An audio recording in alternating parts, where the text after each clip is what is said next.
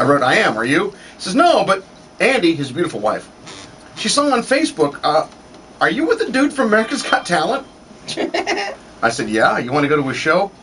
Hell yeah! We watched that show, and actually, we were talking this weekend about what horse it was that he didn't make it. We thought he was the best of the season. Is the show Thursday? Because I'm out of town Thursday. I said, well, you better go see him tomorrow night in Wasilla. Now, keep in mind, this was yesterday. I wrote it. He goes, can you get tickets for that? I said, yeah, how many do you need? He goes, just 2. He said, that is awesome. Thanks, cool. Appreciate the tickets. And then it's funny is one girl on Facebook writes, oh my God, that's Ryan Andreas from America's Got Talent.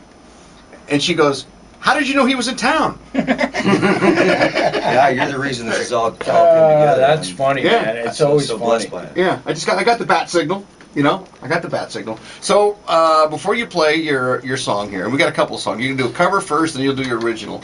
Let's talk about AGT, America's Got Talent. #1 show in the country, by the way. Yep. It even beat out the final of The Voice, which was, everyone thought that would be the number. No, it's not. Everyone's watching this show. It's a great show. The production value on it is top notch. They do a great job. You were one of the favorites. Yes. Matter of fact, last year on America's Got Talent, I picked the winner. As soon as I saw Michael Grimm, I picked him the next day. Yeah. I said, that guy's going to win. You could always tell, I mean, how obviously talent's in the title, but Right. the separation is there. Right. I mean, even people like us, like lay people, although we're in the business sort of, kind of, we can tell right away, man, okay, that's, you go up to the top, the rest of you go over here. Right. It's just something that you could tell right away. It's just, it hits you, especially with a singer. I mean, when everyone saw the first performance, the first notes, man, Right. you had, everybody was right there. Well, I think it's kind of a mix between how well the show presented my story. Right. Presented my story of coming up out of basically nowhere, and not a gigging or touring musician at all, not in the public space, Right. performing, just playing in my bedroom, and being out there on stage doing something that meant something to me. Right. And doing it for my family. Right. And the public at large has latched on to and been inspired by the story of the everyday man.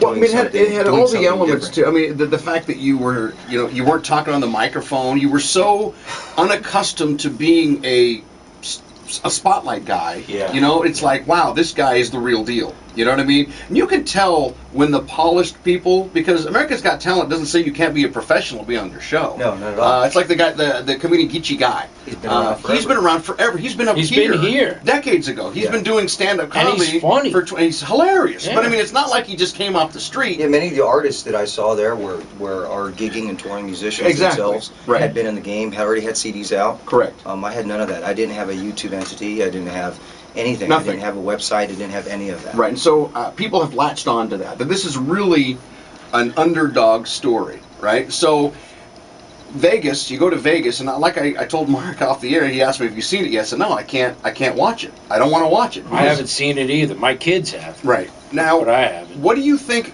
was different about your Vegas performance that didn't move you through to the final 48 to move on to Hollywood than the first one? What do you think was different?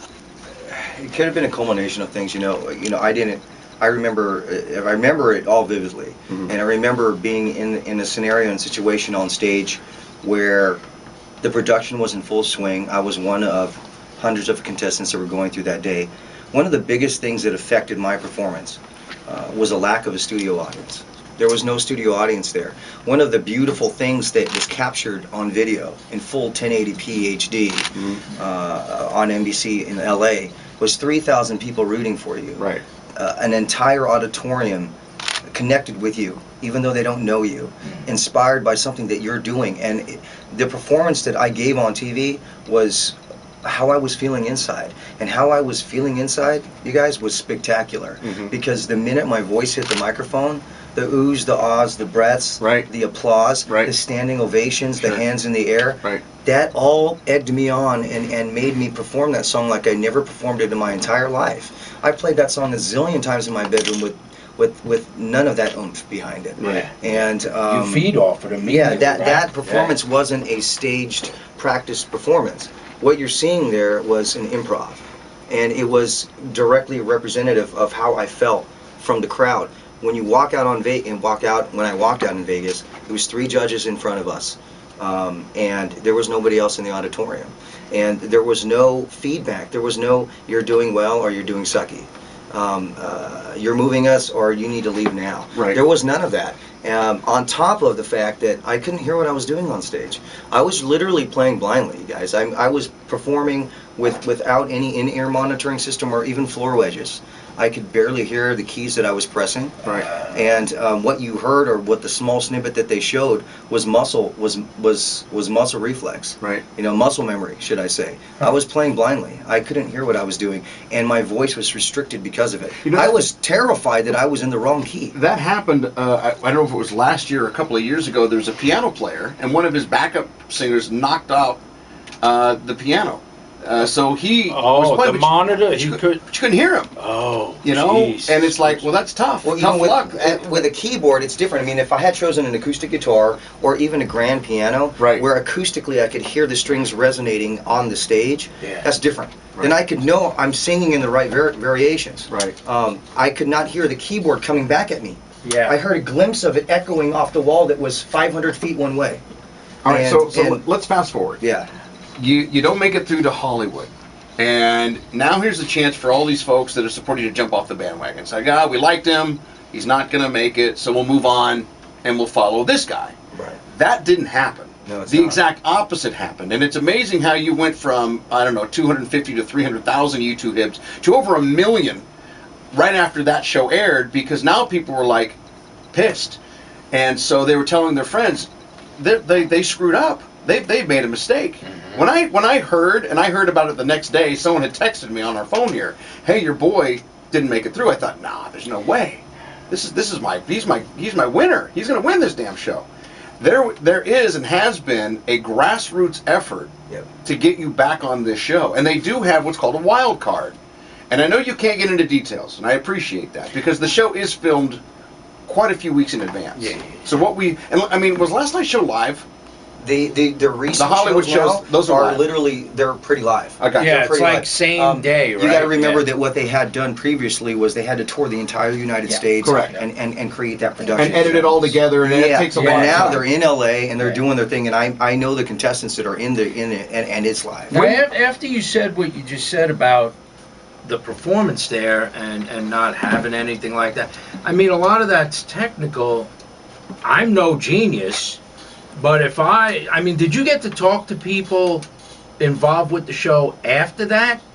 No, Or they just said, again, I can't speak a lot to what happens behind Yeah, the yeah, scenes, but it was very minimal discussions, man. I mean, when you leave, you leave. yeah, because it's got. When you leave, you leave. I'd be Yeah. shaking my head if I was on that staff, saying, There was no, something's going on there was here. no, there was something different that happened in LA. There was preparation. There was a sound check. Mhm. There was basic stuff that you do. I would do playing in front of 30 people, Right. let alone 3,000 people. Right. And none of that was provided. And So what happens now? at this point, Yeah.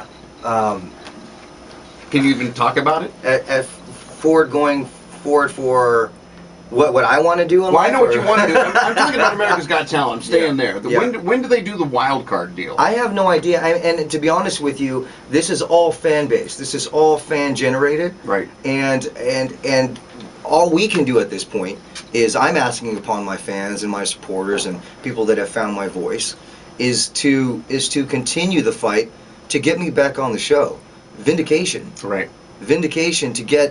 to do what's right, to get me back on stage, to allow me to show the world and to blow all the naysayers to the side. Right. I wonder if a lot of people don't realize that. I mean, I'm a casual, or have been a casual viewer of that show. Mhm.